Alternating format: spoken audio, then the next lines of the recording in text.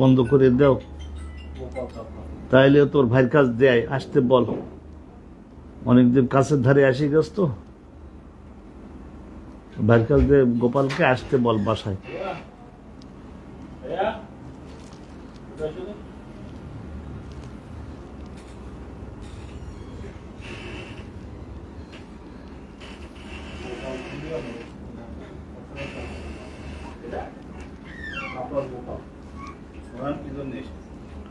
ও কাছে এসে গেছে, একটু আসতে বলো।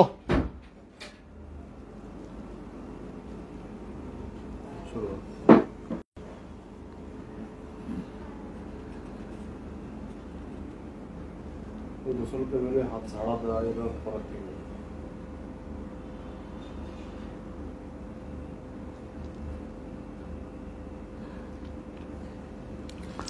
আলহামদুলিল্লাহ ওয়াসসালাতু ওয়াসসালামু আলা রাসূলিল্লাহ।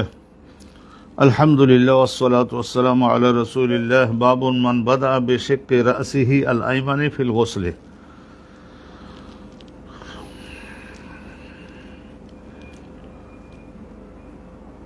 এই ফরজ গোসলের বিষয়ে সম্মানিত দর্শক আমরা আলোচনা করছিলাম। আজকের আরো কিছু আলোচনা আমাদের সামনে বাকি আছে, আমরা এটা শেষ করব, তারপরে আমরা অন্য আলোচনায় প্রবেশ করব পরবর্তী কিতাবে।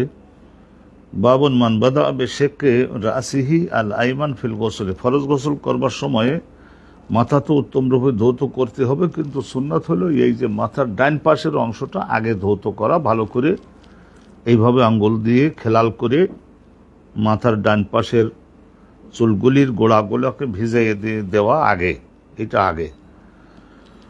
হাদাসানা খাল্লাদ ইবনে ইয়াহিয়া قال حدثنا إبراهيم بن نافع عن الحسن بن مسلم عن صفية بنت شيبة عن عائشة। এখানে ইমাম বুখারী হুজুরের উস্তাদ হচ্ছেন খাল্লাদ ইবনে ইয়াহিয়া, তার শিক্ষক ইব্রাহিম ইবনে নাফে, তার শিক্ষক হাসান ইবনে মুসলিম, তার শিক্ষিকা হচ্ছেন হযরত সাফিয়া বিনতে শাইবা ইবনে ওসমান আল হাজাবি। কাবা ঘরের চাবি যারা রাখতেন তাদের মধ্যে বিখ্যাত ছিলেন নবী সাল্লাল্লাহু আলাইহি ওয়াসাল্লামের যুগে ওসমান আল হাজাবি। হাজেব অর্থ হলো ওই কাবা ঘরের দরজার নিয়ন্ত্রণকারী। তো ওসমান নামক একজন ব্যক্তি, ওসমান আল হাজাবি, ও হাজাবি বলা হয় তাদেরকে, সাইবা আল হাজাবি, ওই ওসমান ইবনে আল হাজাবির ছেলে হচ্ছে সাইবা আল হাজাবি। ওনারই মেয়ে হযরতে সাফিয়া। অনেকেই বেশিরভাগ বলেছেন যে ইনিও সাহাবিয়া ছিলেন। উনি রিওয়ায়াত করছেন আয়েশা সিদ্দিকা থেকে, কলাত কুন্না, হযরত আম্মাজান আয়েশা সিদ্দিকা বলেছেন যে কুন্না ইজা আসাবা ইহদানা জানাবাতুন, আমাদের মধ্যে কোনো একজন মহিলার যদি জানাবাত হতো বলতে স্বামী স্ত্রী একত্রিত হয়েছে, জানাবাত হয়ে গিয়েছে, আখাজাত বেয়াদেহা, তাহলে এখন সে ফরজ গোসল করতে হবে। তাকে তো ফরজ গোসল কিভাবে করবে? আখাজাত বেয়াদেহা, এখানে বেয়াদাইহা, দুই হাত দিয়ে এইভাবে পানির গামলা থেকে আগে দুইখানা হাত তো নিশ্চয় সে বাহিরে ধুয়ে পরিষ্কার করে নিবে, তারপরে ওই দুইখানা হাত দিয়ে এইভাবে পানি নিবে, নিয়ে সালাসান মানে 3 বার পানি নিবে, ফাওকারা আসিয়া পানি মাথার উপরে 3 বার নিয়ে পানি দিবে। সুম্মা তাখুযু বিয়াদাইহা, তারপরে আবার ওই 2 হাতের সাহায্যে, এখানে ইয়াদাইহা আছে, তো 2 হাত দিয়ে পানি নিবে, নিয়ে কি করবে? আলা শাকিহা আল আইসার, মাথার বাম পাশে যে অংশটা, বাম পাশের এই অংশটার মধ্যেও আবার ভালো করে পানি দিবে। আল আইমান অবিয়াদিহা আল উখরা আলা শাকিহা আল আইসার, তাহলে মাথার ডান পাশেও পানি দিবে, বাম পাশেও পানি দিবে। আখাজাত বিয়াদাইহা সালাসান ফাওকারা আছে, মাথার উপরে দিবে 3 বার পানি 2 হাত দিয়ে, তারপরে উভয় হাত দ্বারা পানি নিয়ে মাথার বাম পাশেও দিবে। তাইলে আগে দিল তো মাঝখানে, এখন দিবে ডান পাশে, ডান পাশে উভয় হাত দিয়ে পানি নিয়ে ডান পাশেও দিবে, তারপরে উভয় হাতে পানি নিয়ে মাথার বাম পাশেও দিবে। তাহলে মাথায় পানি দিবে 3 বার, একবার মাঝখান বরাবর, আর একবার ডান পাশে, আর একবার বাম পাশে, কিন্তু উভয় হাত দ্বারা পানি নিতে হবে যাতে প্রচুর পানি ওঠে। এবং মহিলাদের বেলায় তো চুল বেশি, অতএব তাদেরকে এইভাবে বিধান আল্লাহ নবী দিলেন। এখান থেকে আমরা মহিলারা যারা হায়েজগ্রস্ত হয়ে যান, জানাবাতগ্রস্ত হয়ে যান, স্বামী স্ত্রী একত্রিত হয়েছেন অথবা স্বপ্নদোষ হয়েছে, গোসল ফরজ হয়েছে, তারা ফরজ গোসল করবার সময় মাথাটাতে কিভাবে পানি দিবেন বা পরিষ্কার করবেন সেই বিষয়ে আমরা এই অধ্যায় থেকে জানলাম। আবু আখিরু দাওয়ান আনিল হামদুলিল্লাহি রাব্বিল আলামিন। অনুষ্ঠানটা শেষ করছি। এরপরে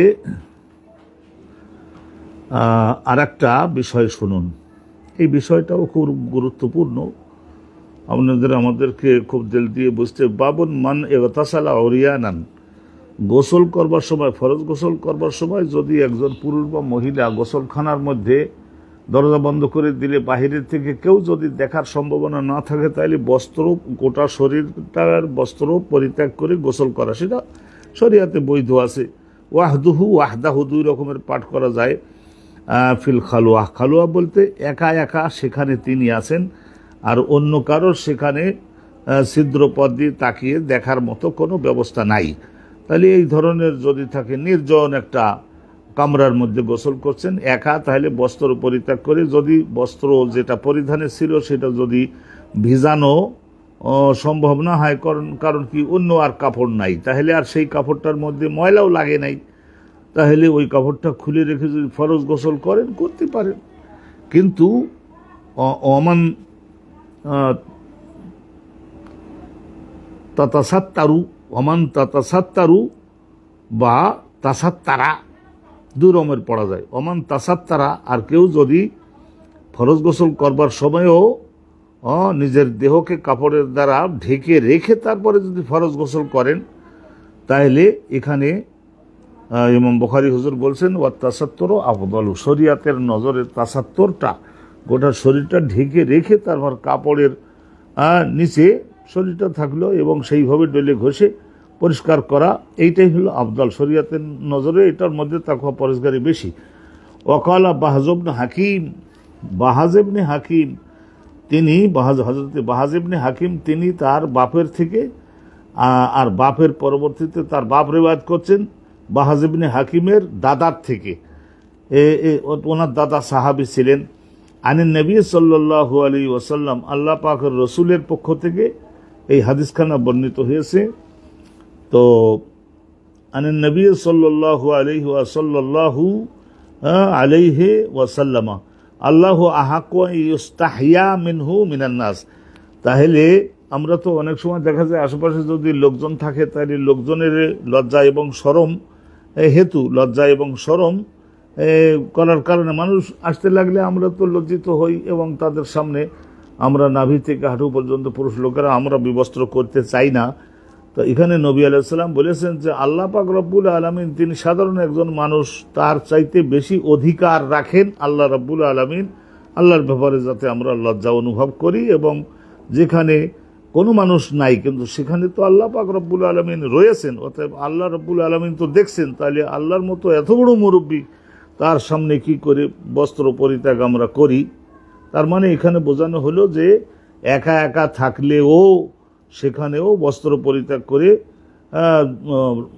বিবস্ত্র হয়ে গোসল করাটা অনুচিত। এতে তাকওয়া পরহেজগারি এবং ঈমানের জ্যোতি বহুলাংশে কমে যায়। এইটা একটা হেডিং উনি দিলেন। তারপরে এই হেডিংয়ের পরে সুন্দর করে উনি একখানা লম্বা দীর্ঘ হাদিস বর্ণনা করছেন। আলহামদুলিল্লাহ, আমরা সবাই সেই হাদিসটা শুনে নিচ্ছি, এর মাধ্যমে আমরা অনেক কিছু জানতে পারবো। এর মাধ্যমে হযরত ইমাম বুখারী রাহমাতুল্লাহি আলাইহি তিনি আমাদেরকে বুঝিয়েছেন যে যদি কারোর কাপড় না থাকে তাহলে তার জন্য অবশ্যই এমন সতর্ক অবস্থা অবলম্বন করতে হবে যাতে করে কোনো খালুয়াত অবলম্বনের চেষ্টা করতে হবে, কোনো মানুষ যাতে দেখতে না পারে তার এই সমস্ত সুসংরক্ষিত রাখবার কথা যে অঙ্গগুলি, যে দেহের যে অংশগুলি, সেইগুলি যাতে কেউ দেখতে না পারে সেই বিষয়টা সুনিশ্চিত করতে হবে। যদি কাপড়ের ঘাটতি থাকে, হতে পারে এমন যে গভীর রাতে তিনি গোসল করলেন, বস্ত্র নাই, বস্ত্র খুলে থুয়ে পুকুরে নেমে, নদীতে নেমে গোসল করে আসলেন। আর যদি নিজের বাড়িতে এই ধরনের থাকে ব্যবস্থা যে দরজা বন্ধ করে দিলে কেউ দেখতে পারবে না, আর কাপড়েরও ঘাটতি আছে, তাহলে সেখানে বস্ত্র পরিত্যাগ করে গোসল করাটা বৈধ হইতে পারে। এইসব বিষয়ের উপরে একটু আইডিয়া আমরা পাবো এই সামনের হাদিস শুনলে। حدثنا إسحاق بن نصر إسحاق بن نصر قال حدثنا عبد الرزاق عن معمر عن همام بن منبه হাম্মাম ইবনে মুনাব্বিহিন আন আবি হুরায়রা, হাম্মাম ইবনে মুনাব্বিহ হযরত আবু হুরায়রা হুজুরের ছাত্র, আনিন নবী, তিনি তো ছাত্র আল্লাহ রসুলের, ক্বালা কানাত বনু ইসরাইল, বনু ইসরাইলের লোকেরা, মনোযোগ দিবেন, বনু ইসরাইলের লোকেরা, তাদের শরিয়াতে ওই সময় বস্ত্র শিল্পের তত বেশি উন্নতি হয় নাই। বনি ইসরায়েলের লোকদের ওই সময়ে বস্ত্র শিল্পের তত বেশি উন্নতি হয় নাই। এই তো হলো একটা জিনিস, অতএব কাপড়ের ঘাটতি ছিল। আর দ্বিতীয় জিনিস হলো, দ্বিতীয় যে জিনিসটা, সেই জিনিসটা হলো যে আমরা সকলে জানি মুসা পয়গম্বর, হযরত হারুন পয়গম্বর, এই দুই পয়গম্বরের নেতৃত্বে আল্লাহর নির্দেশে এই মিশর দেশ পরিত্যাগ করে তারা হিজরত করে এই বড় যে নীল নদ, বাহারে কুলজুম তো বলা আছে বেশিরভাগ কিতাবের মধ্যে, বাহারে কুলজুম অতিক্রম করে তারা পূর্ব অঞ্চলে চলে গেলেন, যেখানে ফেরাউনের শাসন নাই। তো হিজরত করে যাওয়ার কারণে ফাকানু ইয়াতিহুনা ফিল আরদে, ওই অঞ্চলের মধ্যে তারা সকলে 40 বছর অতিবাহিত করেছিলেন না। অতএব তারা যেহেতু বস্ত্র, কাপড় চোপড় সংগ্রহ করা, জোগাড় করা, কেনা বা তৈরি করা, এগুলি তাদের জন্য ওই সময়ে খুবই দুষ্কর ছিল, কঠিন ছিল। তো সেই জন্যই কাপড় যাতে কম ভিজাতে হয়, সেই জন্য তারা গোসলের সময়ে কাপড় ডাঙ্গায় খুলে থুয়ে তারপরে নদীতে পানিতে তারা সকলে নেমে পড়তেন, এবং সকলেই গোসলের সময়ে তখন কি করা যেত, তখন এই ধরনের কাপড় পরিত্যাগ করা বৈধ ছিল এই পরিস্থিতির বিবেচনায়। কানাত বানু ইসরাইল ইয়াগতাসিলুনা উরাতান, আরিয়ন শব্দের বহুবচন উরাতান, এটা তরকিবের মধ্যে হাল ওয়াকিয়া হয়েছে। বিবস্ত্র অবস্থায় কাপড় চোপড় খুলে ডাঙ্গায় থুয়ে তারপরে বনি ইসরায়েলের পুরুষেরা, মহিলারা তারা সকলেই গোসল করতে নামতেন। শুধু গোসলের সময়, আমাদের বর্তমান যুগে টয়লেটের মধ্যে গেলে আমরা যেমন নাকি নাভি থেকে হাঁটু পর্যন্ত ঢেকে রাখা ফরজ, কিন্তু পেশাব বা মলত্যাগের সময় আমরা কি করি, কাপড়টা উঠিয়ে ফেলি না। তাইলে এটা কেউ যেহেতু দেখতেছে না, অতএব ওই বিবস্ত্র করাটা আমাদের জন্য বৈধ শুধু ওই পরিস্থিতিতে। আর একটা শর্ত, কেউ যাতে না দেখতে পারে। ইয়ানজুরু বা'দুহুম ইলা বা'দিন, একজন আর একজনের ওই বিশেষ আদায়ে মাসুমা বলা হয়, আরবি ভাষায় বলে আদায়ে উজবুন মানে অঙ্গ, আর মাসুমা সুসংরক্ষিত ঢেকে রাখার যোগ্য অঙ্গগুলি একজন আর একজনের তাকিয়ে তারা দেখতো শুধু ওই গোসলের সময়। ওয়াকানা মূসা আলাইহিস সালাম ইয়াগতাসিলু ওয়াহদুহু, আর হযরত মূসা তিনি নিজেও ইয়াগতাসিলু গোসল করতেন, তারও কাপড়ের অভাব, ওয়াহদুহু একা একা। ওই বহু জনগণ যেখানে নাই, লম্বা খাল পড়ে রয়েছে, তো আধা মাইল দূরে গিয়ে সেখানে মানুষ ওনার নাভি থেকে হাঁটু পর্যন্ত যদি কাপড় ডাঙ্গায় খুলে থুয়ে গোসল করতে নামেন, তবুও তাকে দেখতে পারবে না, এমন একটু দূরে যেয়ে তিনি গোসল করতেন। ফাকালু, তো উনি সব মানুষের সামনে গোসল করেন না, আলাদা গোসল করবার সময় উনি একটু দূরে চলে যান। এই জন্য বনি ইসরাইলের মধ্যে হার জমানায় মুসলমানদের মধ্যে কি থাকে, মুনাফিক থাকে। ফাকালু, তো তখন একদল মুনাফিক তারা সকলে বলাবলি করতে লাগলো, হাতে গোনা 2 দর্জন থাকবে, আল্লাহর কসম করে বলতেছে এই কথাটা, দেখেন মুনাফিকদের কথা, মা ইয়ামনা মূসার সম্মুখে যে বাধা হয়ে দাঁড়ালো, সে যে আমাদের সকলের সঙ্গে মিলে খাইতে পারি, একসঙ্গে নামাজ পড়ি, একসঙ্গে আর অন্য সমস্ত অনুষ্ঠানে শিখাই একসঙ্গে, সব একসঙ্গে করি, আর আমাদের সঙ্গে মিলে শরিয়াতে জায়েজ, তথাপিও গোসল করবার সময় আমাদের সঙ্গে মূসা গোসল করে না। কি কারণে করে না জানো? ইল্লা আন্নাহু আদার, হযরতে মূসা পয়গম্বর এটা তিনি উদরাতের ব্যাধিতে আক্রান্ত। উদরাত বলা হয় পুরুষদের এই যে অন্ডকোষ, এইটা একটা যদি মনে করুন একটু বেশি মোটা হয়ে যায়, তাহলে এটাকে বলা হয় আদার, উদরাতুনের ব্যাধিতে আক্রান্ত। তার মানে এই অন্ডকোষ একটা একটু বেশি মোটা, তো সেই জন্য আমরা যাতে ওইটা না দেখতে পারি, সেই জন্য উনি আমাদের চোখের আড়ালে গোসল করবার সময় চলে যান। এই কথা মুনাফিকরা বলতে লাগলো যে উনি এই ব্যাধিতে আক্রান্ত। তো চিন্তা করে দেখুন, আল্লাহ রাব্বুল আলামিন যে সমস্ত পয়গম্বরকে পয়গম্বরী দান করেন, তাদের যেমন আখলাকে কোনো দোষ রাখেন না, তাদের দৈহিক গঠনেও কোনো দোষ রাখেন না। এই মুনাফিকরা মিথ্যা বলছে। তো এই জন্য আল্লাহ পাক রব্বুল আলামিন নবীকে নির্দোষ প্রতিষ্ঠার জন্য কি করলেন, ফাযাহাবা মাররাতান ইয়াগতাসিলু, হযরতে মূসা পয়গম্বর একবার গোসল করবার জন্য লোকদের দৃষ্টির থেকে আরো দূরে, মাইলখানেক দূরে একটা নদীতে একটু দূরে চলে গেলেন। ফাবাদা সাওবাহু আলা হাজার, হযরত মূসা পয়গম্বর তিনি কাপড় চোপড় খুলে ওই নদীর কিনারায় একটা পাথরের উপরে কাপড়গুলা রাখলেন, লুঙ্গি হোক, পায়জামা হোক, তহবান হোক। তহবান সেলাইবিহীন যে একটা থান পরিধান করে, নবীগণ এরম পরিধান করতেন। ওয়াদা সাউবাহু, কাপড় খুলে রাখলেন আলা হাজার, একটা পাথরের খণ্ডের উপরে। সেই পাথরটা মনে করে নিন 1 হাত প্রস্থ, 1 হাত দৈর্ঘ্য, 1 হাত প্রস্থ, আর এইভাবে একটা বড় পাথর ও 1 হাত উঁচু। তাহলে এই পাথরটার উপরে নিজের কাপড়টা রাখলেন। ফাফাররাল হাজারও বেসবহি, আল্লাহ রাব্বুল আলামিনের হুকুমে পাথর দৌড়াতে পারে, আল্লাহ রাব্বুল আলামিনের হুকুমে তরবারি কাটতে পারে। আল্লাহর হুকুমে আবার তরবারি, এত ধারালো তরবারি হওয়া সত্ত্বেও হযরত ইসমাইলের গলার চামড়া নাও কাটতে পারে। আল্লাহর হুকুম হলে আগুনে দাহ করে, আবার আল্লাহর হুকুম হলে আগুন ঠান্ডা হয়ে যায়। এই প্রত্যেকটা সৃষ্টির উপরে তো আল্লাহ রাব্বুল আলামিনের নির্দেশ বিরাজমান। ফাফাররা আল হাজারু বিসবহি, হযরত মুসা পয়গম্বরের কাপড় সহ এই পাথরটা তখন দৌড়াতে লাগলো। উনি যখন গোসল করে উঠলেন তখন দেখলেন যে ওনার কাপড়টা নিয়ে ওই পাথরের খণ্ডটা দৌড়াচ্ছে। মুনাফিক কাফের লোকেরা বলবে যে এই সমস্ত ভোগাস কথাবার্তা আমরা মানি না, তা না মানলে নরকে যাও। জামাহা মুসাফি আসারিহি, তা জামাহা খুব জোরে দৌড় দিলেন। ওই পাথরটা যাচ্ছে বলের মতো। আমাদের জমানায় আমরা বল খেলতে দেখি না, জোরে মারলে বল চলে যাবে এরকম। জামাহা, জামাহা জুমুহ, জিম মিম আর জিমের পাশের হা, জামাহা দৌড়াতে লাগলো। দৌড়াতে লাগলো ওই পাথরটা, আর খুব জোরে দৌড় দিতে লাগলেন হযরত মুসা পয়গম্বর ওই পাথরটার পিছনে পিছনে। ইয়াকুলু, আর মুখে উনি বলতেছিলেন, সাউবি ইয়া হাজার, ওরে পাথর আমার কাপড় দে, সাউবি ইয়া হাজার, ওরে পাথর আমার কাপড় দে। হাত্তা নাজারাত বনু ইসরাইল, এরম দৌড়াতে দৌড়াতে বনু ইসরায়েলের হাজার হাজার লোক যেখানে, ওই লোকগুলার সামনে দিয়ে পাথরটা দৌড়ে যেতে লাগলো। তো হযরত মুসাও কাপড় নেওয়ার স্বার্থে ওই পাথরের পেছনে পেছনে যেতে লাগলেন। তো শেষ পর্যন্ত তাকিয়ে তাকিয়ে দেখলো ইলা মুসা, মুসা পয়গম্বরের দিকে তারা তাকাই তাকাই দেখলো যে আমরা এতদিন পর্যন্ত ওই 8-10 জন মুনাফিক যে সমস্ত প্রচার চালায় যে ওনার একটা অন্ডকোষের একটা কোষ মানে একটা বিসি, এটা খুব মোটা 1-2 কেজি, তো আমাদের দেখাবে না, তো সেই জন্যই এই ধরনের আলাদা গোসল করে বলতো না তারা। 8-10 জন মুনাফিক তারা দলবদ্ধ হয়ে মুসা পয়গম্বরের গঠনের ত্রুটি বিষয়ে প্রচার দিচ্ছিল না এতদিন।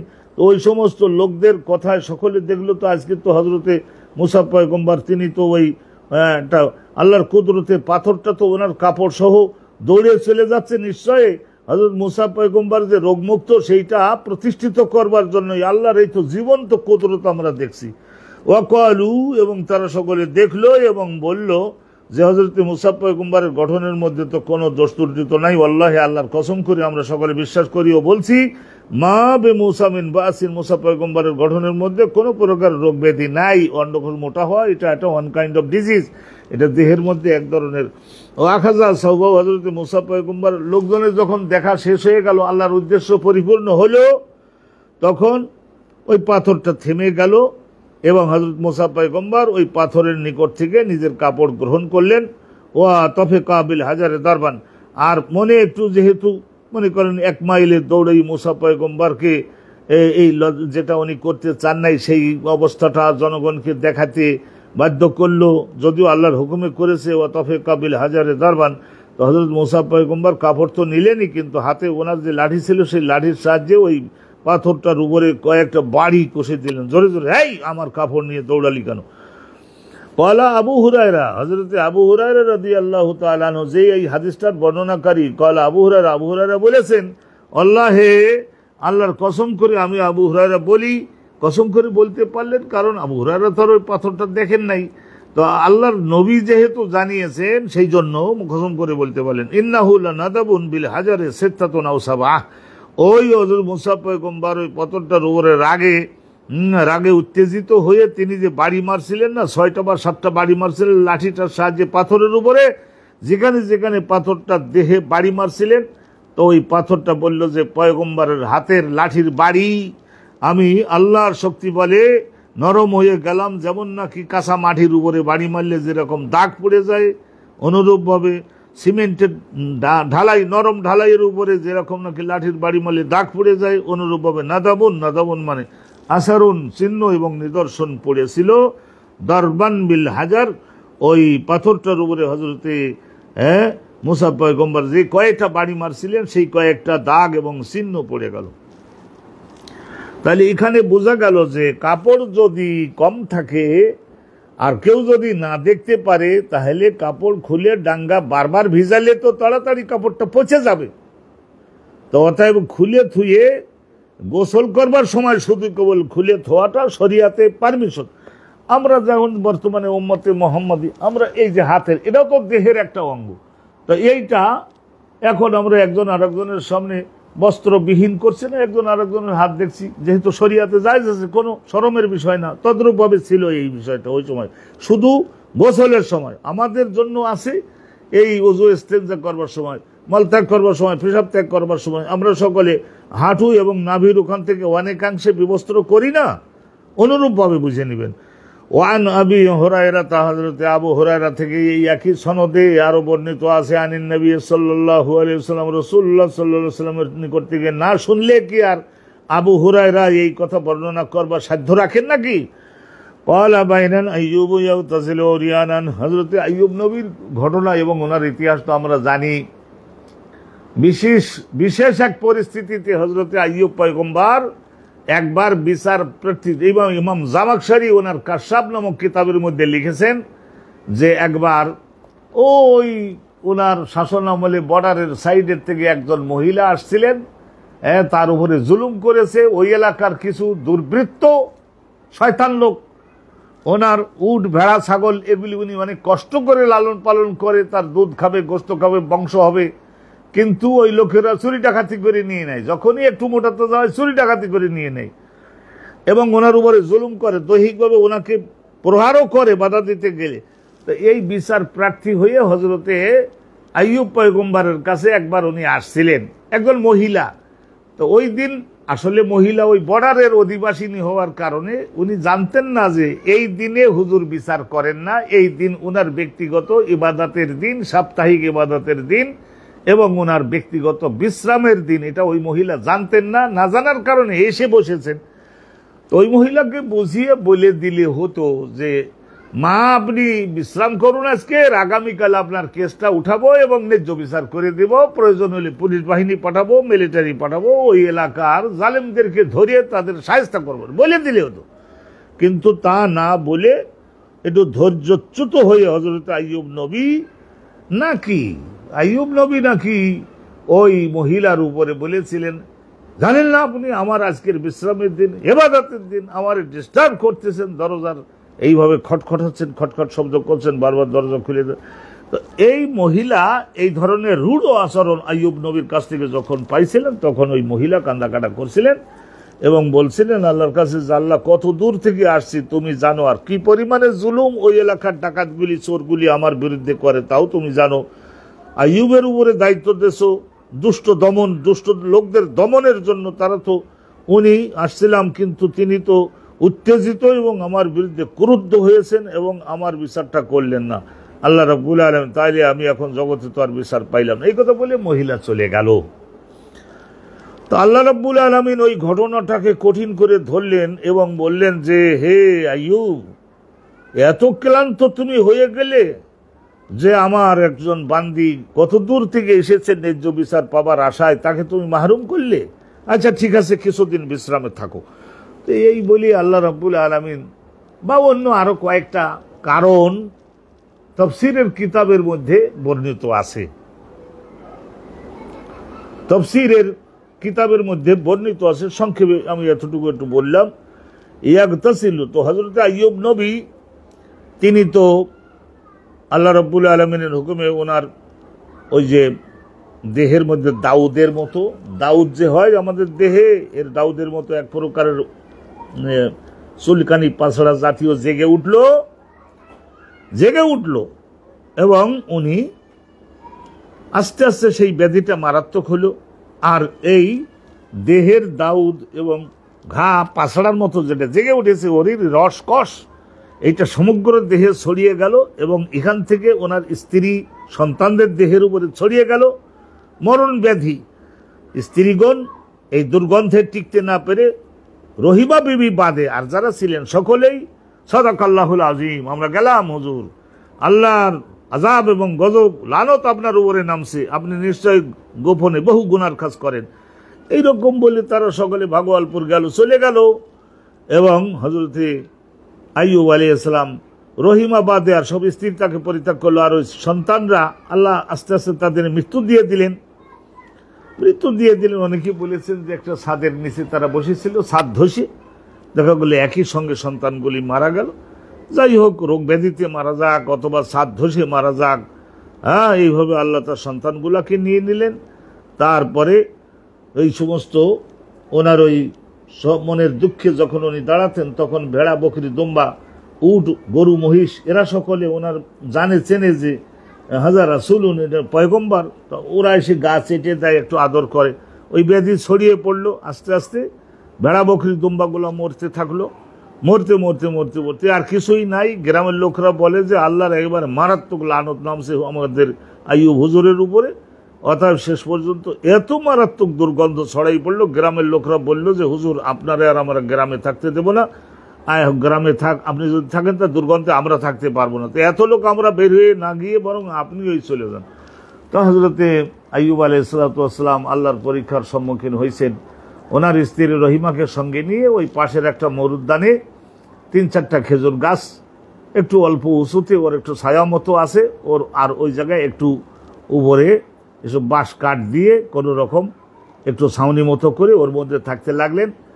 আর খাওয়ার মতো কিছু নাই। তো ওনার স্ত্রী হযরতে রহিমা আম্মাজান, হযরতে রহিমা খাতুন গ্রামে লোকজনের বাড়িতে গিয়ে একটু কাজ করে দিয়ে সেখান থেকে কিছু খাদ্য সংগ্রহ করে নিয়ে আনতেন এবং স্বামী স্ত্রী দুইজন মিলে খেয়ে জীবন পার করতে লাগলেন। যতক্ষণ জীবনটা দেহের মধ্যে আছে ততক্ষণ পর্যন্ত তো আর জীবনটা, আত্মহত্যা তো আর করা যায় না। আর ইনি একজন পয়গম্বর, আল্লাহর পরীক্ষার মধ্যে পড়ে গেছেন। হযরতে আইয়ুব আলাইহিস সালাম শেষ পর্যন্ত 18 বছর, অনেকে বর্ণনায় পাওয়া যায় 18 বছর হোক বা যে কয় বছর হোক, আল্লাহর পরীক্ষা যখন শেষ হলো, আল্লাহ রাব্বুল আলামিন ওনার দেহের মধ্যে পোকা হওয়া, তা সে পোকা পড়ে গেলে শোনা যায় যে সেগুলি উঠি আবার উনি গায়ে, আমার দেহের মধ্যে তোমাদের রেজেক, যাও কোন জায়গায়, যে কয়দিন আসি খাও। তো শুধু উনি আল্লাহর কাছে বলতেন, আল্লাহ আমার মুখে জিহ্বায় যাতে এই পোকার আক্রমণ না হয়, তাইলে কিন্তু আমি জিহ্বাটা যদি অচল হয়ে পড়ে তাহলে তোমার জিকির শকর আমি আদায় করতে পারবো না। তো ওনার স্ত্রী বলতেন, তো আমি বিশ্বাস করি আপনি আল্লাহর নবী, তাইলে একটা কাজ করেন না কেন, আল্লাহর কাছে হাত তুলে মোনাজাত দেন এই দেহের রোগ ব্যাধি ভালো হওয়ার জন্য। তো উনি বলতেন যে এত বছর পর্যন্ত আল্লাহ রাজ্য দিলেন, বাদশা রাখলেন, তো তখন তো আর বলি নাই যে আল্লাহ এত সুখ সহ্য হয় না, একটু কমাই দেন। তো এখন আল্লাহ রাব্বুল আলামিন মাঝে মাঝে ধন দিয়ে পরীক্ষা করেন, মাঝে মাঝে রোগ ব্যাধি দিয়ে, অভাব দিয়ে, দারিদ্র দিয়ে। তো অর্থাৎ দারিদ্রতা যে কয় বছর আল্লাহ রাজা বাদশা রাখছিলেন ওই কয়েকটা বছর একটু রোগ ব্যাধি ভোগ করে নেই, তারপরে দেখা যাক কি করা যায়। 18 বছর হয়ে যাওয়ার পরে উনি মোনাজাত উঠালেন এবং আল্লাহ পাক রব্বুল আলামিন সিদ্ধান্ত নিলেন যে এখন তাকে নিরাময় দিবেন। তো ওই যে ঘটনাটা,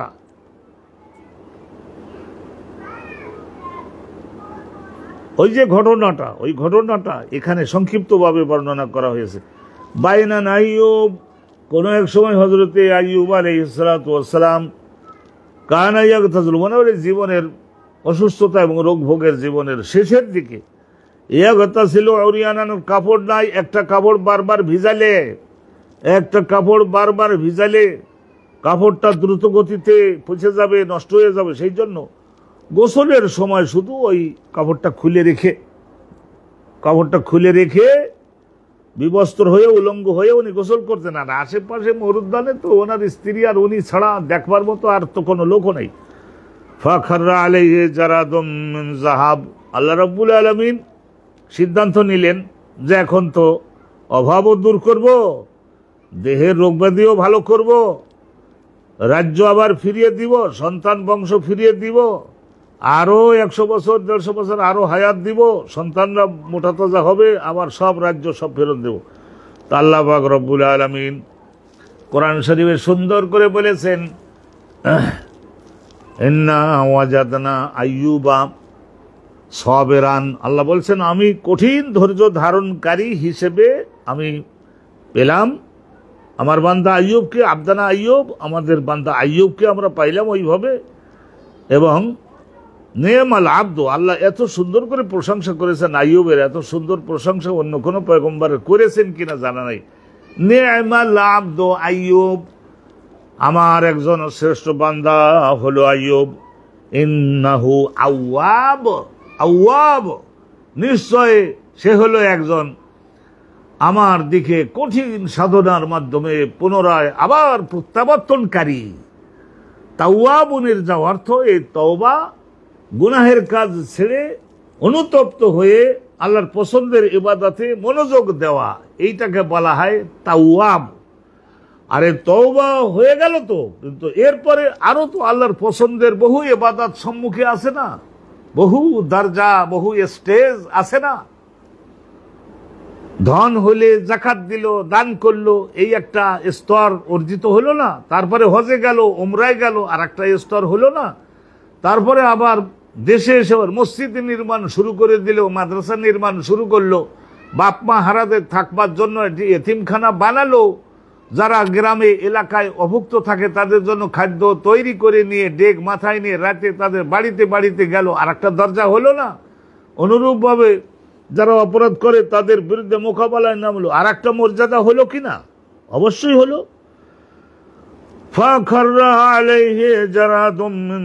হযরত আইয়ুব পয়গম্বর বিবস্ত্র একদিন গোসল করছিলেন, তওবা কবুল হয়ে গেছে।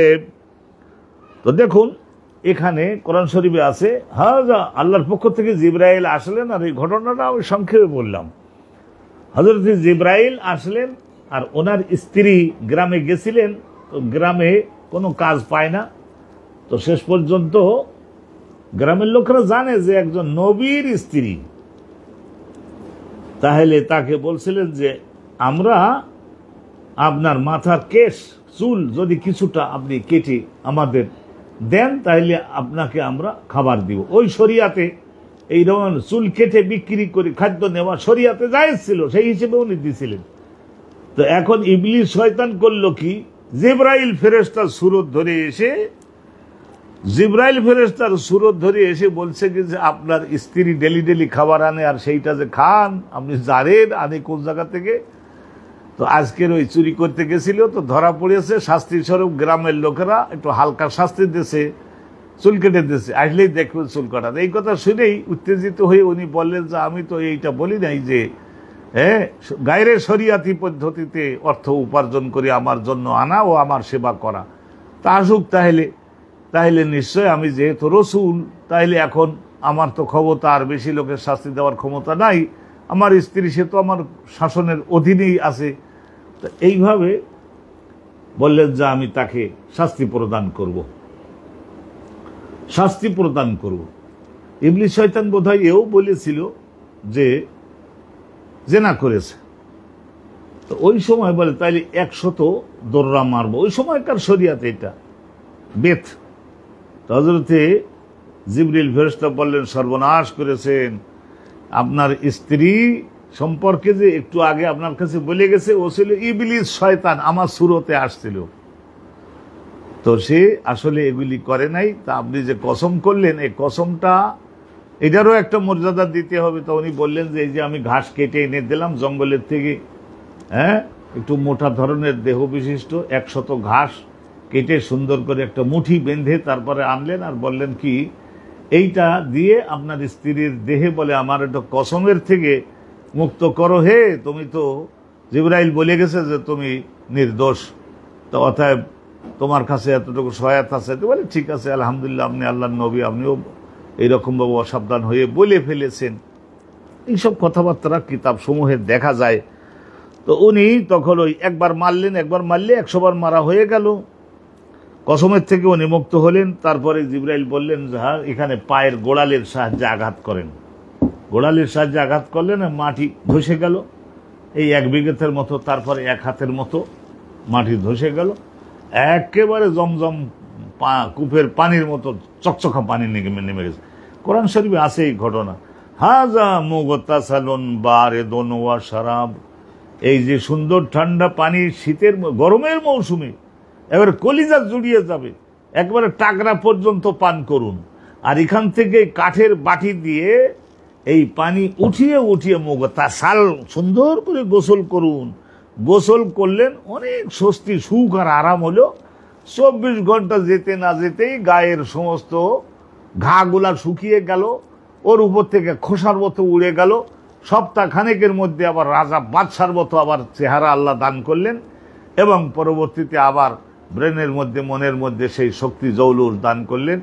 আবার গ্রামে ফিরে গেলেন এবং ইসলাম প্রচারে মনোযোগ দিলেন। এবং পরবর্তীতে ওনার আম্মাজান রহিমা বিবি, উনি তো ওনার খেদমতে ছিলেনও, আছেনও। আরও পরবর্তীতে আল্লাহ রাব্বুল আলামিন স্ত্রীদেরকে দিলেন, কিন্তু অর্থ তো ছিল না। সেই ভেড়া, বকরি, দুম্বা, গরু, মহিষ, উট এগুলি তো আর নাই। তো আল্লাহ রাব্বুল আলামিন কিভাবে দিবেন? তো এই যে শোনেন, হযরতে আইয়ুব পয়গম্বর ছিল রিয়ানান, লুঙ্গিটা, কাপড়টা খুলে রেখে, চাদরটা খুলে রেখে তারপরে উনি ল্যাংটা হয়ে গোসল। আশেপাশে কোনো মানুষ নাই, 1 মাইলের মধ্যে মানুষ নাই। ফাখাররা আলাইহি জারাদুম মিন যাহাব, ইতিমধ্যে আল্লাহ তো মাল দিবেন, তা কি করলেন?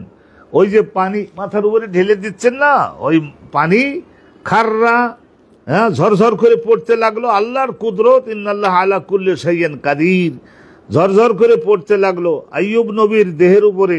জারাদুন মিন যাহাব, এই স্বর্ণের তৈরি, জারাদুন মানে ফড়িং, এই জারাদুন ফড়িং, এই ফড়িংয়ের, স্বর্ণের মতো ফড়িংয়ের আকৃতি নিয়ে ঝরঝর করে পড়তে লাগলো এক একটা। আর উনি দেখলেন যে আরে স্বর্ণ এসে পড়তেছে, স্বর্ণের খণ্ড, তার মানে আমার আল্লাহ তো দিচ্ছেন। তাহলে ওই যে লুঙ্গিটা খুলে উনি যাতে না ভিজাতে হয় সেইটা রেখে দিয়েছিলেন না পাশে, তখন ওই লুঙ্গিটা আবার এখানে আনিয়ে পাতাইয়ে দিয়ে ধরলেন আর পানি দিয়ে গোসল করতে লাগলেন। যখনই ওই পানি আল্লাহর কুদরতে সোনালী রঙের ফড়িংয়ের আকৃতি ধারণ করে পড়ে, আর ওইগুলো কুড়িয়ে কুড়িয়ে উনি ওই লুঙ্গির মধ্যে নিতে থাকলেন। ফাখাররা আলাইহি জারাদুম মিন যাহাব, আল্লাহ নবী ছাড়া এই ঘটনা বর্ণনা করবে সাধ্যকার।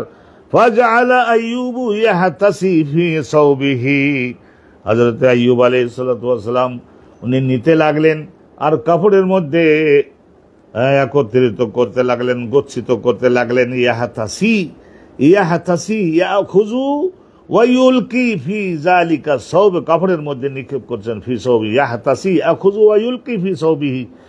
ফানাদাহু রাব্বুহু, আল্লাহ পাক রব্বুল আলামিন আইয়ুবের এই অবস্থা দেখে জিজ্ঞাসা করলেন, ইয়া আইয়ুব, হে আইয়ুব, জীবনে কি আর কম রহমত তোমাকে দিয়েছি তোমার জীবনে? আলাম আকুন আগানাইতুকা আম্মা তারা, এখানে সামনে তুমি কি দেখলে? দেখলে কি সোনার ফড়িং ঝরঝর করে পড়ছে। তাহলে এর চাইতে আরো দামি দামি জিনিস, বহু দামি দামি জিনিস আমি তোমাকে দেই নাই কি ইতিপূর্বে?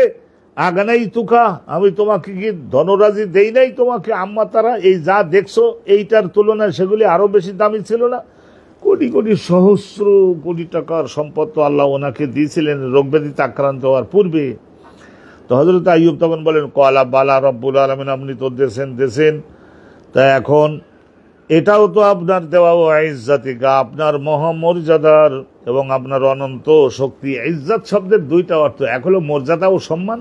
আর মর্যাদার সম্মান কখন হয়? যখন একজন ব্যক্তির কাছে আর্থিক ক্ষমতা থাকে, অনুরূপভাবে দৈহিক ক্ষমতা থাকে, সেনাবাহিনীর ক্ষমতা থাকে, অস্ত্রপাতির ক্ষমতা থাকে, সকল শত্রুদেরকে পর্যুদস্ত করে লক্ষ মাইল দূরে তাড়িয়ে দেওয়ার মতো ক্ষমতা থাকে, তখন ওই ব্যক্তির মর্যাদা হয়ে থাকে। ওয়াইজ্জাতিকাম, আপনার মর্যাদা এবং আপনার অনন্ত শক্তির কসম করে বলি।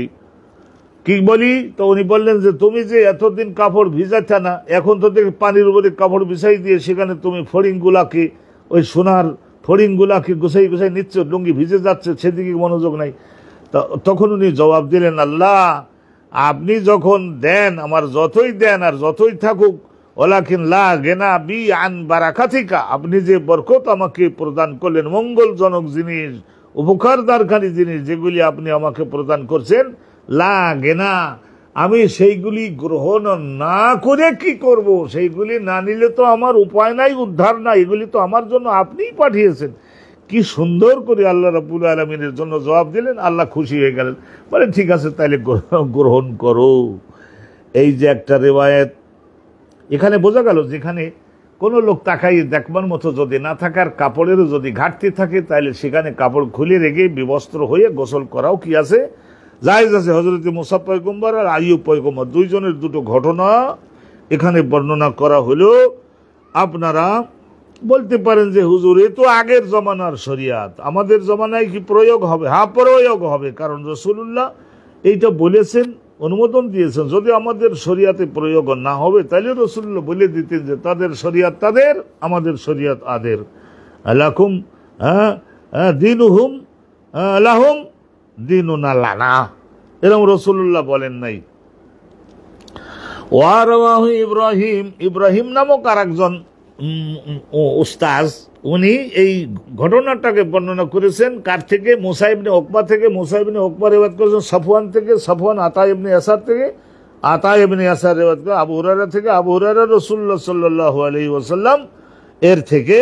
কি এই রিওয়ায়াতে কি আছে? মূল কথা হয়েছে বাইনান আইয়ুবু ইয়াগতাসিলু উরিয়ানান, ওই যে কোনো একটি সময়ে, ওই যে আমি ব্যাখ্যা করে দিয়েছি, আইয়ুব আলাইহিস সালাতু ওয়াস সালাম ইয়াগতাসিলু উরিয়ানান, কাপড় খুলে থুয়ে বিবস্ত্র হয়ে, দেখবার মতো তো কেউ নাই, সেই জন্য উনি গোসল করেছিলেন।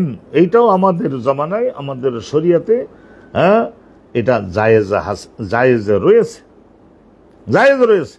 কিন্তু ওই আগের ওখানে বলা হয়েছে যে ওয়াতাসাত্তুরু আফদালু, কিন্তু এইটা আশেপাশের লোক নাই, আসতে তো পারে, সেই জন্য কাপড়ের পর্দা দিয়ে অথবা বেড়া, টিনের বেড়া দিয়ে, অথবা এই ধরনের আমাদের পল্লীগ্রামে দেখা যায় মেয়েদের গোসলের জন্য এই যে কলা গাছের শুকনো পাতা দিয়ে, তাল গাছের শুকনো পাতা দিয়ে সুন্দর সুরক্ষিত একটি স্থান তৈরি করে পুরুষেরা, গার্জিয়ানগণ তারা দিয়ে থাকেন। তার মধ্যে মহিলাগণ বালতিতে পানি নিয়ে, পাশে টিউবওয়েলের পানি নিয়ে ওই আবরণের মধ্যে গিয়ে তারা সকলে গোসল করেন। এটা অনেক বেশি পরহেজগারি হয়, অনেক বেশি পরহেজগারি হয়ে থাকে।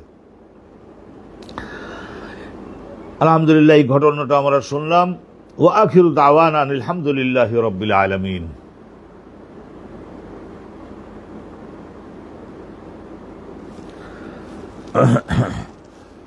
আলহামদুলিল্লাহ ওয়াসসালাতু ওয়াসসালামু আলা রাসূলিল্লাহ। বাবুন আস-তাসাত্তুরু আফদাল তাসাত্তুরু ফি আল-গুসল ইনদান নাস আন আয়ুনিন নাস, জনগণ যদি দেখবার মতো সম্ভাবনা থাকে তাহলে পুরুষ হোক মহিলা হোক তাদের সকলকে ফরজ গোসল করবার সময় সোতরা করে নিতে হবে, পর্দা করে নিতে হবে। পুকুরের মধ্যেও বেড়া দিয়ে দেওয়া যেতে পারে, এই বেড়ার ওই পাশে মহিলারা গোসল করবেন, ওই পাশে আর একটা ঘাটলি দেওয়া আছে, সেখানে পুরুষেরা গোসল করবেন। মহিলাদের গোসলের সময় ওই স্থানে কোনো পুরুষেরা যাবে না, তাহলে গোসল করবার সময়ও এই ধরনের আবরণ দিয়ে গোসল করার ব্যবস্থা করা, এইটাই হলো শরিয়াতের আইন, এইটাই হলো শরিয়াতের ব্যবস্থা।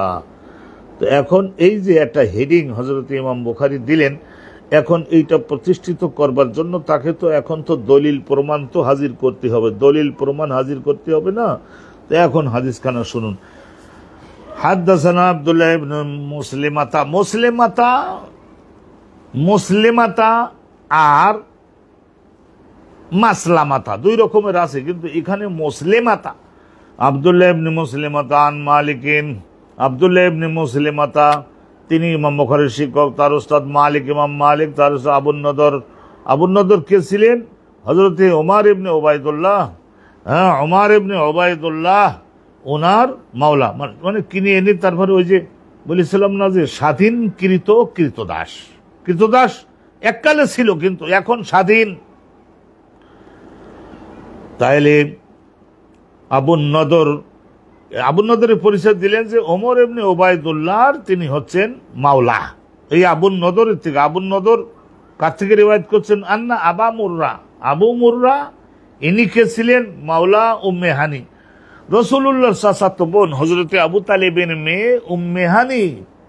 হযরতে উম্মে হানি বাজার থেকে কিনে এনে মুক্ত করে দিয়েছেন। ওই সময়কার মুসলমানরা তারা সকলেই জানতেন যে মানুষ স্বাধীনভাবে জীবন যাপন করবার জন্য, আবার জাহিলি জমানায়, আমাদের জমানায় যেমন ছাগল চুরি হয়, গরু চুরি হয়, আমাদের যুগে যেমন হাঁস মুরগি চুরি হয়, ওই সমস্ত জমানায় অনেক সময় অযত্নে অবহেলায় বাচ্চা কাচ্চা ছেড়ে দেয়া হতো। আর ওই সমস্ত 5-6 বছরের বাচ্চা, ছেলে হোক মেয়ে হোক, এগুলিকে ধরে নিয়ে তারপরে অনেক দূরের বাজারে উঠাইয়ে বিক্রি করে দিত, যে অভাবে পড়ে নিজের সন্তান বিক্রি করে দিয়ে গেলাম, এই কথা বলে নকল কান্দা কিনে আর একজনের সন্তান চুরি করে নিয়ে বিক্রি করে দিত, তো আর একজন কিনে নিয়ে আদর যত্ন করে লালন পালন করত, ভবিষ্যতে লেখাপড়া শিখিয়ে তারপরে স্বাধীন করে দিত। আল্লাহ পাক রব্বুল আলামিন খুশি হতেন। তো কৃতদাসকে মুক্ত করাতে ইসলামে অনেক ধন্যবাদ। এবার মানুষ যাতে স্বাধীন হয়ে বাঁচতে পারে, তা সেই জন্য অনেক সময় মাওলা উম্মে হানি বেনতে আবু তালেব, আবু তালেবের কন্যা উম্মে হানি, হজরতে আলী, ওনারা 3 ভাই ছিলেন আর 3 বোন, 3 বোনের মধ্যে একজন হলেন হজরতে উম্মে হানি। তা মাওলা বলতে এই আগে কৃতদাস, পরে স্বাধীন হয়ে গেছেন। এ আবু মুর্রা আকবরাহ, তাকে অবগত অবহিত করেছেন। কাকে? আবু নদরকে অবহিত করেছেন, জানিয়েছেন, শিখিয়েছেন। আন্না ও সামিয়া উম্মে হানি, তাইলে উনি উম্মে হানির নিকট থেকে, উম্মে হানি নিশ্চয় বিনতে আবি তালেবের কন্যা। উম্মে হানি তো রসুল্লাহ সাহাবিয়া, আবার চাচাতো বোন।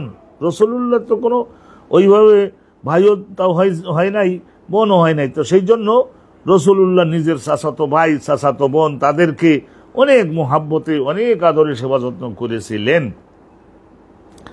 হযরত উম্মে হানি তাকলু, তিনি বলছেন যে যাহাবতু ইলা রাসূলিল্লাহি সাল্লাল্লাহু আলাইহি ওয়াসাল্লাম, কোন একদিন আমি গমন করলাম নিজে রাসূলুল্লাহ সাল্লাল্লাহু আলাইহি ওয়াসাল্লামের দরবারে।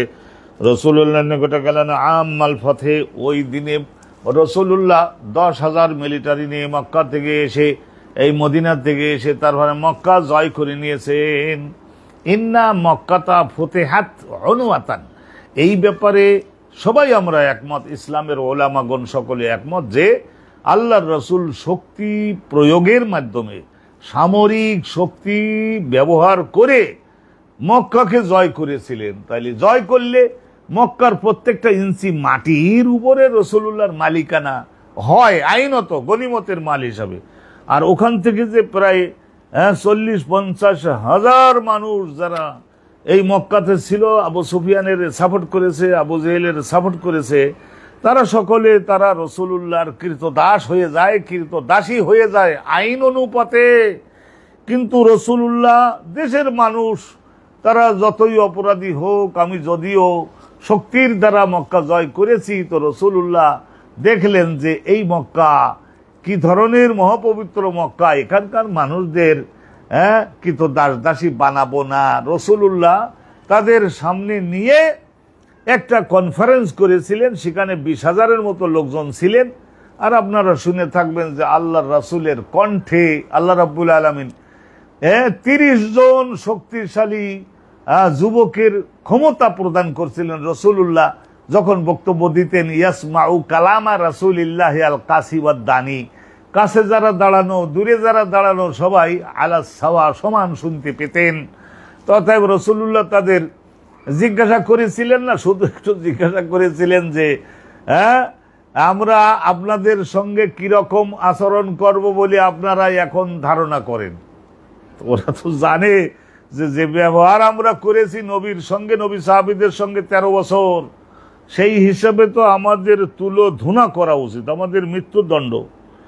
কিন্তু সবাই বলল যে হযরতে ইউসুফ পয়গম্বর ওনার জালেম ভাইদেরকে কাপড় চোপড় খুলে নিয়ে, তারপরে হাতে পায়ে দড়ি বেঁধে, তারপরে কূপের মধ্যে পানি আছে কিনা একটু দেখতো, ঝুঁকে পড়ে, যেই ঝুঁকে পড়েছে সঙ্গে সঙ্গে কোমরে বান্ধা দড়ি ঢিলতে ছেড়ে দিচ্ছে, যাতে উনি কূপের মধ্যে গিয়ে ধ্বংস হয়ে যান।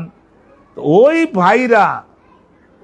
ভাইয়েরা যখন মহা দুর্ভিক্ষে পড়ে মিশরে গেছিলেন না আবার খাদ্য পাওয়ার জন্য, তো ইউসুফ নবী তাদের সঙ্গে ওনার হত্যা চেষ্টাকারী, মানে হত্যাকারী ধরুন, তাদের সঙ্গে যে ব্যবহার করেছিলেন, আমরা আপনার কাছে সেই ব্যবহার প্রত্যাশা করি। মক্কার সমস্ত লোকেরা এই কথা যখন বলল, তখন আল্লাহ নবী হালকা একটু কাঁদলেন। মানুষ হিসেবে নবী রাসূলগণের সবারই দলপতি তিনি। তখন তিনি বললেন, আমি আজকের আপনাদের সকলকে কথাও বলবো না যে কলেমা পড়ে ইসলাম কবুল করুন, তাহলে জান রক্ষা করব, আর ইসলাম কবুল না করলে কল্লা কাটবো, এরকম কিছুই বললেন না। রাসূল শুধু বলেছিলেন, লা তাসরিবা আলাইকুমুল ইয়াউম, বিগত জীবনের কর্মকাণ্ডের কথা উল্লেখ করে আমি আপনাদের আজকের একটু ভাষার সাহায্যে তিরস্কারও করতে চাই না। এযহাবু, আপনারা প্রত্যেকে নিজ নিজ গৃহে চলে যান। আনতুমুত তুলাকা, আনতুমুত তোলাকা, এখানে তোলাকা মানে কি আসলে ছিলেন আপনারা বন্দী হওয়ার যোগ্য, শাস্তি পাওয়ার যোগ্য, কিন্তু আমি আপনাদেরকে চিরমুক্তি প্রদান করলাম। আনতুমুত তোলাকা, এই মুতলাক মানে কয়েদ, মানে কোন ধরনের বাঁধন কষন রশি দিয়ে আপনাদের বেঁধে রাখলাম না। আনতুমুত তোলাকা, আপনারা সকলে চলে যান। তো সুবহানাল্লাহ ওয়া বিহামদিহি সুবহানাল্লাহিল আযীম। তো এই যে রাসূলুল্লাহ সাল্লাল্লাহু আলাইহি ওয়াসাল্লাম বললেন সব বাড়িতে চলে গেল, এই যোহরের নামাজের টাইম নিকটবর্তী হয়ে আসছে, রাসূলুল্লাহ দেখলেন যে এত দুঃখ কষ্ট, তো জমজম পানি দিয়ে আল্লাহ নবী একটু গোসল করছিলেন। তা আম্মাল ফাতহে মক্কা জয়ের ওই বছরে হযরত উম্মে হানি নবীর সঙ্গে দেখা করবার জন্য একটু গেছিলেন। ফাওয়াজাতু, আমি দেখলাম তাকে ইয়াগতাজিলু, তিনি একটু গোসল করতেছেন। ওয়া ফাতিমাতু তাসতুরুহু, আর হযরতে নবী পাকের ছোট মেয়ে হযরতে ফাতেমাতুজ জাহরা, হযরতে ফাতেমাতুজ জাহরা উনি তাসতুরুহু, নবী পাক সাল্লাল্লাহু আলাইহি ওয়াসাল্লামকে কাপড়ের একটা বেড়া দিয়ে আবরণ দিয়ে নবী পাকের দেহটাকে একটু বেষ্টনী দিয়ে রেখেছেন। আর কাপড়ের বেষ্টনীর মধ্যে থেকে যেহেতু ফাঁকা মাঠে নবী গোসল করতেছেন জমজম পানি দিয়ে, রাসূলুল্লাহ সাল্লাল্লাহু আলাইহি ওয়াসাল্লামকে উনি একটু আবরণের মধ্যে রাখলেন। হযরতে ফাতেমা ফাকালা মান হাজিহি, হযরতে উম্মু হানি যখন উনি আসলেন তখন রাসূলুল্লাহ তো টের পেয়ে গেছেন ফাতেমা আমার মেয়ে বাদেও আর একজন কেউ এখানে একটা এসেছে। তো রাসূলুল্লাহ ওই পর্দার মধ্য থেকে জিজ্ঞাসা করলেন মান হাজি, কে আসলো হে ফাতেমা? ফাকুলতু, তখন ও রাসূলুল্লাহর মিষ্টি কণ্ঠের আওয়াজ শুনতে পেরে আমি বললাম, উম্মে হানি বলছেন আনা উম্মু হানি, আমি হচ্ছে আপনার চাচাতো বোন উম্মু হানি। আবু তালেব ছোটবেলায় নবী পাকের কি লালন পালন করেছিলেন সেই ঋণের কথা মনে করি নবী পাক এই যে হযরতে আলী আর এই হযরতে জাফর আর এই হযরতে এইভাবে হযরতে আলী আর জাফর আর আরেকজন ওনাদের ভাই ছিল, এই তিন ভাই তাদেরও লালন পালন করেছিলেন নবী সারা জীবন। আর তিন বোন এই উম্মু হানি আরো দুইজন, তো এই তিন ভাই তিন বোন তাদেরকে আল্লাহ নবী সারা জীবন নিজের ভাই বোনের মতনই লালন পালন করেছিলেন। সুবহানাল্লাহি ওয়া বিহামদিহি সুবহানাল্লাহিল আযীম, সুবহানাল্লাহি ওয়া বিহামদিহি সুবহানাল্লাহিল আযীম। এই যদি ফাঁকা মাঠ হয় তাইলে, যদি সুযোগ থাকে তাইলে বেড়া দিয়ে তারপর ভেতরে গোসল করতে হবে, এটাই হচ্ছে আল্লাহ রাব্বুল আলামিনের আইন। এই একটা হাদিস গেল। আর এই একই হেডিং এর মধ্যে আর ছোট্ট একখানা হাদিস আছে, আমি এই দ্বিতীয় হাদিস খানাও এই অনুষ্ঠানের মধ্যে আপনাদের উদ্দেশ্যে উল্লেখ করে দিতে চাই। আপনাদের একটু নেক বিবেচনা এবং মনোযোগটা আমি আকর্ষণ করছি। হাদাসানা আবদান, ইমাম বুখারী হুজুরের উস্তাদ আবদান ক্বালা আকবরানা আব্দুল্লাহ মানে আব্দুল্লাহ ইবনে মুবারক ক্বালা আকবরানা সুফিয়ান। সুফিয়ান বলতে এখানে সুফিয়ান সাউরি হবেন, লেখা আছে দুই লাইনের মাঝখানে আবার লেখা থাকে তো সহায়তা করে সুফিয়ানের সাউরি। আনিল আমার সুফিয়ান সাউরি উনি কি ছিলেন 15 বছরের বয়সে বড় ছিলেন। আর সুফিয়ান ইবনে ওয়াইনা 15 বছরের বয়সে, কিন্তু দুইজন তাবেঈ ছিলেন সাহাবীগণের ছাত্র। আনিল আমাশে, সুফিয়ান সাউরি উনি হযরতে আমাশ থেকে বর্ণনা করেন। হযরতে আমাশ বর্ণনা করেছেন সালিম ইবনে আবিল জাদের থেকে, তিনি বর্ণনা করেন হযরত কুরাইব থেকে, কুরাইব আব্দুল্লাহ ইবনে আব্বাস থেকে, আব্দুল্লাহ ইবনে আব্বাস রিওয়ায়াত করেন হযরতে মাইমুনা থেকে। কালত হযরত মাইমুনা নবী পাকের স্ত্রী, আব্দুল্লাহ ইবনে আব্বাসের আপন খালা, আবার নবী পাকের স্ত্রী। তাহলে বোঝা গেল এক মহিলার দুই কন্যা, ওনার চাচা আব্বাসও বিয়ে করেছেন, রাসূলুল্লাহ সাল্লাল্লাহু আলাইহি ওয়াসাল্লাম মাইমুনাকে বিয়ে করেছিলেন। ক্বালাত হযরতে মাইমুনা বলেন সাতারতুন নবী সাল্লাল্লাহু আলাইহি ওয়াসাল্লাম, আমি পর্দা দিয়ে ঢেকে দিতাম আল্লাহর নবীর চারপাশে কাঠের খুঁটি, তারপরে কাপড় দিয়ে বেষ্টন করে দিতাম, ওই বেষ্টনীর মধ্যে আল্লাহর নবী গোসল করতেন। সাতারতুন নবী সাল্লাল্লাহু আলাইহি ওয়াসাল্লাম, আমি সোতরা কায়েম করে, সোতরা বলে ওই পর্দা কাপড় দিয়ে, তিনি ফরজ গোসল করতেন মিনাল জানাবাতে, স্বামী স্ত্রী একত্রিত হওয়ার পরে।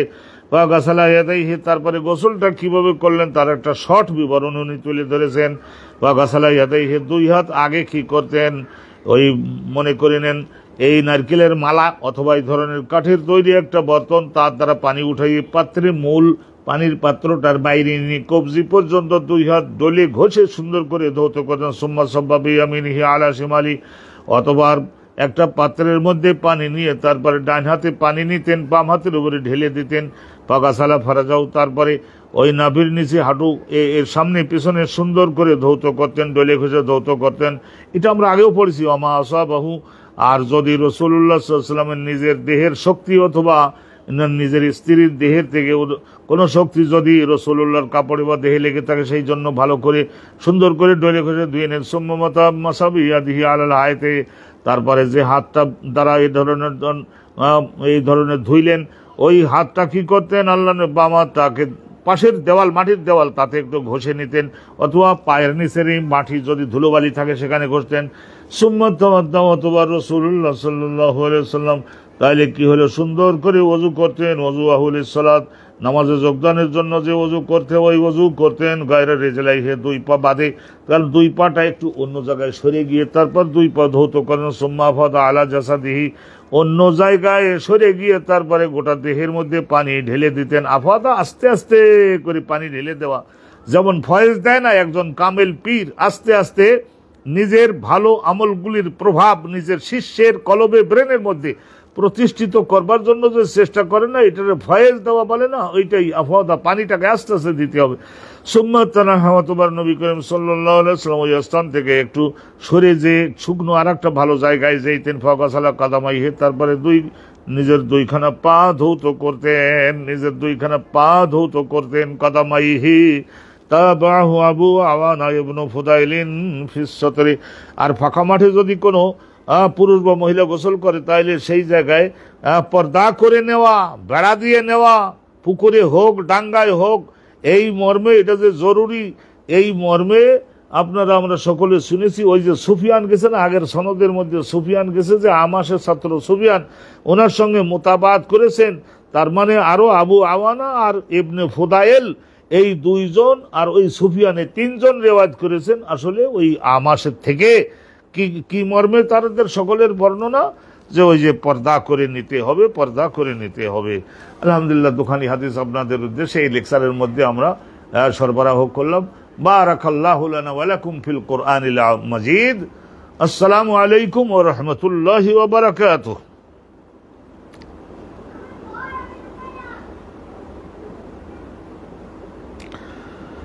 আলহামদুলিল্লাহ ওয়াসসালাতু ওয়াসসালামু আলা রাসূলিল্লাহ।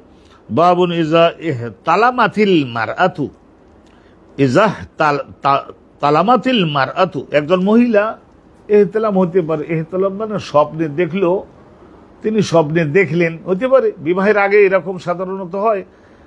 বয়স্কা একটা মেয়ে স্বপ্নে দেখলেন তিনি যে বিবাহ হয়ে গেছে, স্বামী একত্রিত হয়েছে, শরীর থেকে শক্তিটা বের হয়ে গেল। আসলে এটা স্বপ্ন, কিন্তু শরীরে কি থেকে শক্তি নির্গত হয়ে গেছে, এইটা স্বপ্নে দেখলেন, জাগ্রত হয়ে গেলেন। এই ধরনের পরিস্থিতি যদি কোনো আনম্যারিড অথবা ম্যারিড মহিলা, এতক্ষণ পর্যন্ত আমরা আলোচনা করলাম প্র্যাকটিক্যালি স্বামী স্ত্রী একত্রিত হয়েছে, স্বপ্নদোষ পর না, এটা একত্রিত হয়েছে, শক্তি বের হয়েছে, কি করে ফরজ গোসল করবে, এগুলি আমরা আলোচনা করলাম। আর এখন এটা স্বামী স্ত্রী একত্রিত হয়নি, স্বপ্নে দেখেছে এবং শক্তিটা নির্গত হয়েছে, এখন কি করা, ফরজ গোসল হবে কিনা, এই মর্মে আল্লাহর রাসূলের দরবারে হাদিস খানা শুনলেই আমরা বুঝতে পারবো। হাদাসানা আব্দুল্লাহ ইবনে ইউসুফ, ইমাম বুখারী হুজুরের শিক্ষক আব্দুল্লাহ ইবনে ইউসুফ, তার শিক্ষক ইমাম মালিক, তার শিক্ষক হিশাম ইবনে উরওয়া, এসব সব সময় রিওয়ায়াত করেন তার বাপ উরওয়ার থেকে। তার বাপ উরওয়া রিওয়ায়াত করেন জয়নাব বিনতে আবি সালামা থেকে।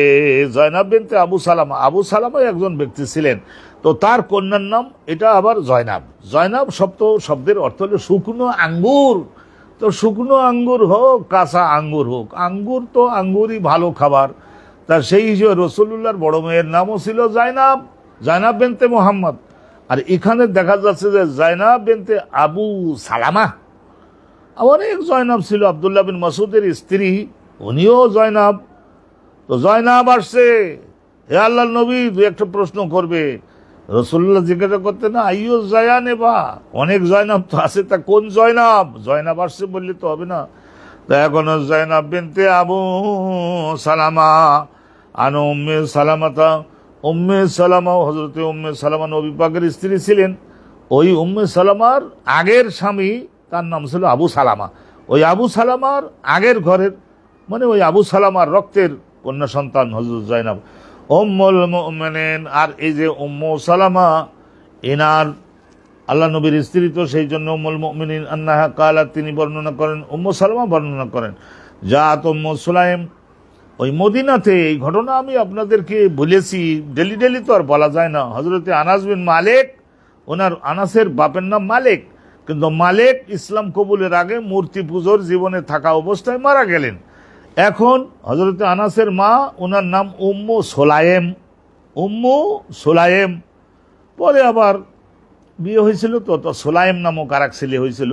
এক হলো আনাস, আর এক হলো আনাসের ওই বাপ দুই মা এক। তো ওই সোলায়েমের মা বলা হচ্ছে উম্মু সোলায়েম। তো উম্মু সোলায়েম একদিন আসছিলেন নবীর কাছে, ইমরাতু আবি তালহা। পরবর্তীতে উনি আবু তালহার সঙ্গে বিয়ে করছেন, কারণ বয়স কম, সারা জীবন কি করে কাটাবে। তো ওই মদিনার একজন ভালো বংশের ছেলে, সুদর্শন, যেমন অশ্বারোহী তেমনই চেহারা, কিন্তু মূর্তি পূজায় আছে। হযরতে আবু তালহা উনি বারবার তাকান উম্মে সুলাইমের দিকে। হযরতে উম্মে সুলাইম একবার বলছিলেন, হে আবু তালহা, তুমি যে তাকাও আমি তোমার চোখের ভাষা বুঝি, কিন্তু কাইফা, কিভাবে তোমার সঙ্গে আমার আত্মীয়তা হতে পারবে? আনতা নাজাস, তুমি তো নাপাক, মূর্তির মিথ্যার পেছনে আসো। তো হযরতে আবু তালহা বুঝে গেলেন, তাহলে আমার উদ্দেশ্য পূরণ হবে যদি আমি দিন কবুল করি। ওই গ্রামের 5-7 জন লোককে ডেকে নিয়ে নবীর কাছে যে ইসলাম কবুল করে তাদের সাক্ষী বানাইয়ে আসলেন। 4-5 দিন পরে আবার গেলেন, বলেন নাজাসাত দূর করে ফেলছি, এখন আপনার সঙ্গে আত্মীয়তা করতে চাই, সম্মতি দিলে হয় মুরব্বীদের। বলে মুরব্বীদের পাঠাও। মুরব্বীদের পাঠানো হলো। এই ওই মুরব্বীগণ বসে আত্মীয়তার বন্ধন হয়ে গেল। হযরতে আনাস বিন মালিকের মার সঙ্গে আবু তালহার বিয়ে হয়ে গেল। তো ওই হযরতে উম্মু সুলাইম, উনি তো নিশ্চয় আগের স্বামী মারা যাওয়ার পরে এই বেশ 2-3টা বছর স্বামী বিহনে ছিলেন না। এই ধরনের পরিস্থিতিতে মানুষ তো খাদ্য খায়, খাদ্য খেলে রক্ত হয়, রক্ত হলে বীর্য হয়, স্বপ্নের মধ্যে দেখে। আল্লাহ রাব্বুল আলামিন এই সমস্ত মহিলাদেরকে যাদের পবিত্র রাখেন, ওলিরা বলেছেন যে তাদের স্বপ্নের মাধ্যমে নিজের দেহের শক্তিটাকে আল্লাহ বের করে দেওয়ার একটা ব্যবস্থা করেন, যাতে করে জাগ্রত অবস্থায় কোনো অবৈধ ব্যক্তির সঙ্গে তাদের মিলিত হতে না হয়। এখনো তো বিবাহ শাদী আর একজনের সঙ্গে হবে, কিন্তু এখনো হয়নি। উম্মু সুলাইম আসলেন, আবু তালহার স্ত্রী হয়েছিলেন না পরে নবী পাকের। এই যে আবু তালহা, এনার সম্পর্কে অনেক বর্ণনা আমি আপনাদেরকে দেব। আবু তালহা অসাধারণ অশ্বারোহী ছিলেন। আর যারা সৎ চরিত্রবান হয় তারা অশ্বারোহী হতে পারে, তাদের সাহস হয়, দেহটা সামান্য একটা পাতানির উপরে পা দিয়ে ট্রিং করে তারা ঘোড়ার পিঠে আরোহণ করে বসতে পারে। এই ধরনের আল্লাহ তাদের শক্তি দান করেন ঠ্যাঙে এবং হাতে, অশ্বারোহী তারা হয়ে থাকে। আবু তালহার স্ত্রী উম্মে সুলাইম একবার রাসূলুল্লাহর দরবারে আসলেন, ফাকালাত, এসে তারপরে রাসূলুল্লাহর আরো 2-1 স্ত্রী পাশে থাকতো। মহিলা আসলে তখন অন্য স্ত্রীগণও পাশে 1-2 জন থাকতেন। তো অতএব কালাত ইয়া রাসূলুল্লাহ, আসি প্রশ্ন করলেন, হে আল্লাহ নবী, ইন্নাল্লাহা লা ইয়াস্তাহি মিনাল হক, যদি হক মানে কি প্রয়োজনীয় একটি এলেম, হক কথা, সেইটা শেখবার ব্যাপারে আল্লাহ রাব্বুল আলামিন লজ্জা না করতে নির্দেশ দিয়েছেন। লা ইয়াস্তাহি মানে লজ্জাকে আল্লাহ সহ্য করেন না একটা হক কথা প্রচার করবার ব্যাপারে, একটা হক বিষয়ে প্রয়োজনীয় বিষয়টা জেনে নেওয়ার ব্যাপারে লজ্জা করতে আল্লাহ নির্দেশ দেন নাই। এই হলো অর্থ। আলা আলাল মারাতি মিন গাসলিন ইযা হিয়া ইয়াহতালামাত, একজন মহিলা তার কি গোসল ফরজ হবে যখন রাতে যদি স্বপ্নে দেখে যে একজন ব্যক্তির সঙ্গে তার বিয়ে শাদী হয়েছে, একত্রিত হয়েছে এবং শরীরের থেকে শক্তিটা বের হয়ে গেল। পরবর্তী জাগ্রত অবস্থায় দেখলো যে হ্যাঁ প্রমাণও আছে, তাহলে এখন কি গোসল ফরজ হবে? আসলে স্বামী তো তার সঙ্গে একত্রিত হয়নি। ফাকালা রাসূলুল্লাহ তখন বললেন, নাম, হ্যাঁ গোসল করা ফরজ হবে, ওই শক্তি তো নির্গত হয়েছে। ইজা রাআত আল মা, যদি প্রমাণ পায় যে হ্যাঁ পানি মানে ওই বীর্য তার কাপড়ে, রানে, দেহের অন্য স্থানে একেবারে তাজা পানি দেখা যায়, ওই কামরার মধ্যে অন্যতর কেউ ছিল না, তো অতএব বোঝা গেল যে স্বপ্ন দোষ হয়েছে। তাহলে রাসূলুল্লাহ বললেন গোসল তার উপরে ফরজ হয়েছে, গোসল তাকে করতে হবে। তাহলে ফরজ গোসল হওয়ার এটাও একটা কারণ, স্বামী স্ত্রী একত্রিত হওয়া আর এই আর একটা হওয়া। বারাকাল্লাহু লানা ওয়া লাকুম ফিল কুরআনিল আযীম। আসসালামু আলাইকুম ওয়া রাহমাতুল্লাহি ওয়া বারাকাতুহু। এই পর্যন্ত শেষ করি। আজকে স্বাস্থ্যটা বোধহয় অতটা ভালো নাই আব্বু।